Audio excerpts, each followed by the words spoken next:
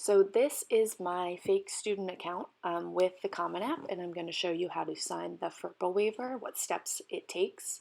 So if you log on, go to the Common App tab and then the Education section. So this part has to be filled in order for the FERPA waiver to be signed.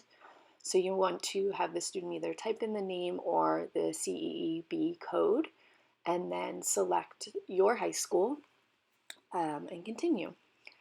And then they'll have to finish filling out this section, so the date that they came to this high school, whether it was freshman year or transferred, whether this is a boarding school or not. They should select yes, will graduate, and say September of their graduation year. And then after that, they ask if there's been any change in progression. Typically, they select no change in progression unless the student's taking a gap year or had to take time off of high school.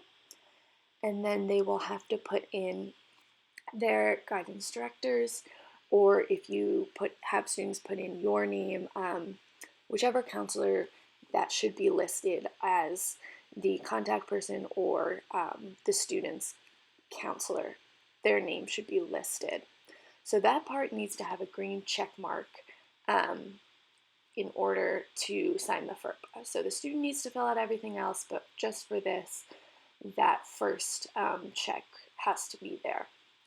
Then the next thing the student must have is a college listed on their Common App. So if they type in a college under the college search portion and select that school and add it to their Common App and go to my college list, this is where all the colleges they plan to apply to will be. So if you go to the recommenders and FERPA section, you want to hit release authorization.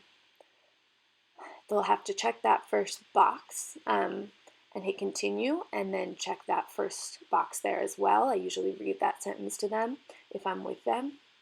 And then they will have to check the first and the last box in the next portion and sign their name by typing in their name, and then hit save.